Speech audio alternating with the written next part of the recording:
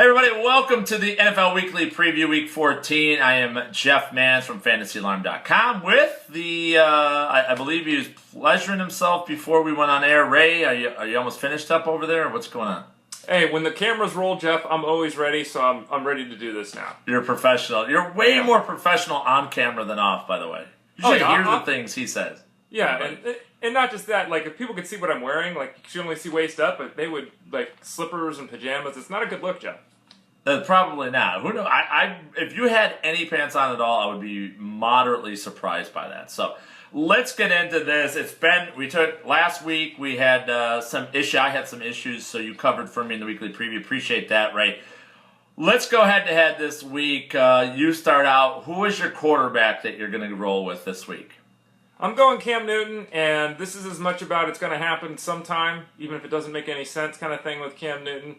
He has thrown 5 touchdowns in the last 3 weeks, and he faces a Saints team that allows the 8th most points to quarterbacks, so the matchup is good, and you can't think that the Panthers' crappy defense is going to stop the Saints, so you have to figure that we're going to see some passing from Cam Newton trying to keep up, so I'll go with Cam Newton. Who will you go with at the quarterback position? I do like Cam Newton a lot this week against the Saints as well. I'm going to go with another quarterback that's sort of been lumped in with Cam Newton, another running quarterback, and that's Colin Kaepernick. The Oakland Raiders, atrocious. When the Rams put up 52 points against you, you know that you're in a lot of trouble. And with that offensive line that the 49ers have, I feel like this is one of those games where Kaepernick and some of these other players can really pad their stats. And at the season end, you'll be like, oh, it wasn't that bad because of a game like this against the Raiders. So I'm going to take Colin Kaepernick in my quarterback position. Running back-wise this week, I'm going to go with a guy, Ray, that the entire world has forgotten about. I cannot believe how down people are on Reggie Bush, Detroit Lions.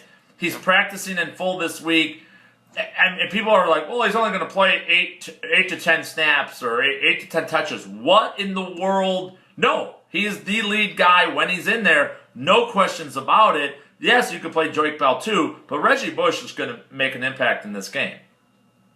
I don't doubt that. And, Theoretic is obviously not someone anyone wants to be paying attention to this week, but you're totally right. I think it comes down to, Jeff, that a lot of people have been burned by Bush. He's saying he's going to play. He's not playing because of the ankle. We all that's have. Part of it, too. We've all been burned by Bush, my friend. No? Should I go with my running back now, Jeff? You go with your running back, yes. Yeah, you're going to be mature now for the next 5 minutes? No, I will not be mature. I refuse to be mature. I refuse to only be mature on camera. I'm going to go with Fred Jackson. Not a good matchup. The Broncos. Oh, that's real mature. That's grandpa mature. Yeah, that's all. He is one of the oldest runners in football. Good point. Yeah, very. The Broncos are top 10 rush defense in the fantasy game, but you look at the workload. We saw Fred Jackson touch the ball 21 times last week, and even if the Bills fall behind, they're having a lot of problem passing the ball effectively. Kyle Orton's regressed. We don't know what we got with Sammy Watkins, and Fred Jackson is always involved in the passing game. He has caught at least 3 passes in 8 straight games, despite all the injuries and issues and all that, Jeff. So, Fred Jackson's a great play, but he's an RB2 this week. Dropping workloads, that is Ray Flowers' philosophy. Who's your wide receiver this week, Ray? That was a good one. Stedman Bailey, because someone has to catch the ball. You're going to be one of those guys? Well, hear me out. I'm not hearing any Stedman Bailey out. Here we go. All right. Okay. Here's I'm going to set the alarm. Let me set the alarm. I'm going to sleep. I'm going to sleep while you... Okay. Go. 30 seconds. You got it. You ready? Stedman Bailey, 12 catches for 189 yards the last 2 weeks. He clearly is the number... Oh, my gosh. He clearly is the number 1 wide receiver for the Rams. They're facing a Redskins team that has allowed 16 touchdowns to the wide receiver position, and Sean Hill is a great quarterback. Wake up, Jeff. What? I think I just had a night terror that somebody said Sean Hill's a great quarterback. That wasn't great. Right. What the hell just happened? I've had better dreams while roofied than what I dreamt of right there. My wide receiver this week is going to be, since you went so low down in the totem pole, I'm going to go low down as well. I'm going with Charles Johnson. This is a guy who's playing almost every snap for the Minnesota Vikings. As bad as Teddy Bridgewater is and has been, and he is bad, this is a good matchup this week. Charles Johnson can get right against the passing game.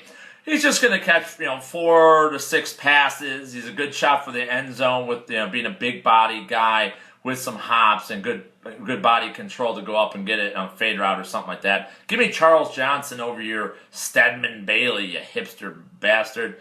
My tight end this week, Ray Flowers, is going to be Antonio Gates. I like this matchup against the Patriots because Phillip Rivers is not going to back down, so they're going to throw the ball. They're going to have to throw the ball for San Diego. It's a very important game for them to win. They're going to have to go tit for tat against the Pats.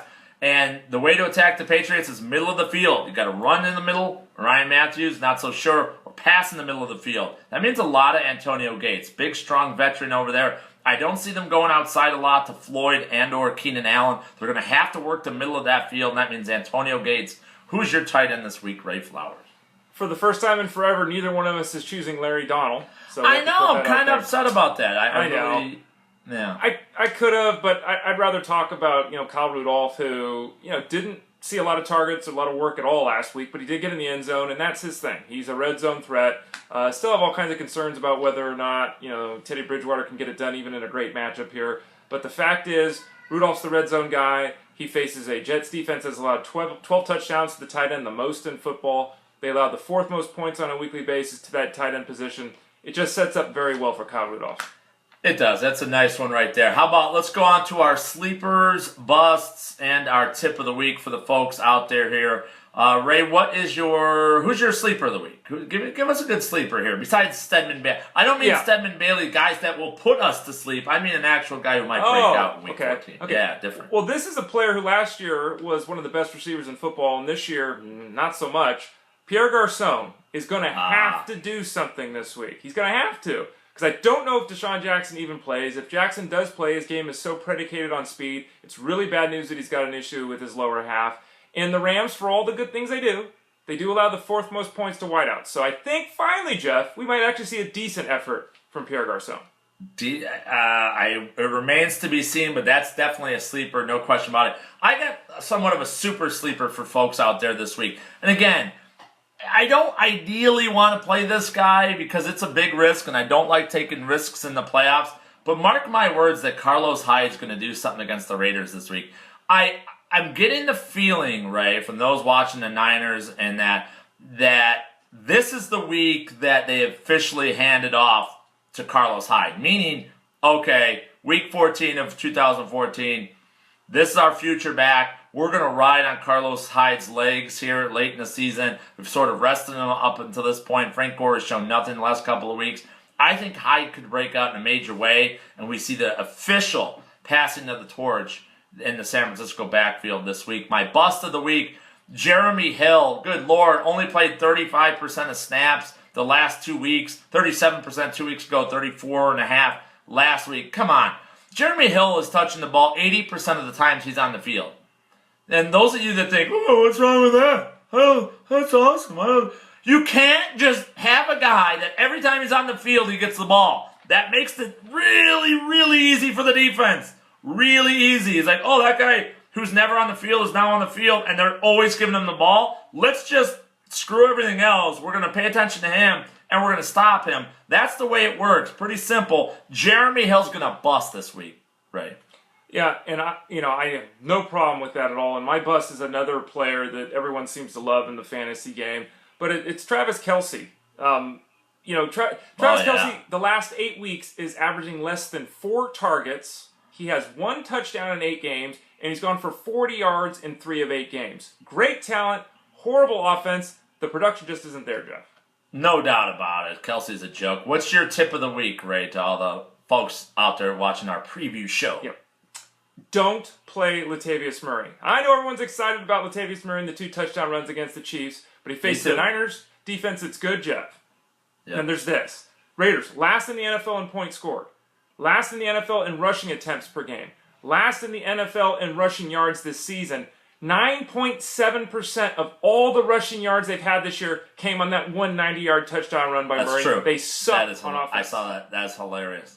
Very true. Avoid Latavius Murray. Mine is just purge your roster. Folks, set up for the playoffs. Don't worry about sleepers. Don't worry about guys who maybe if there's an injury later down the road. There's no down the road. Play week to week fantasy football. That's the way to win in the playoffs. And that's going to do it for another NFL preview show for Week 14 for Ray Flowers. It's Jeff Mann's Fantasy Alarm TV, y'all. Check us out every single week. Mans and Flower.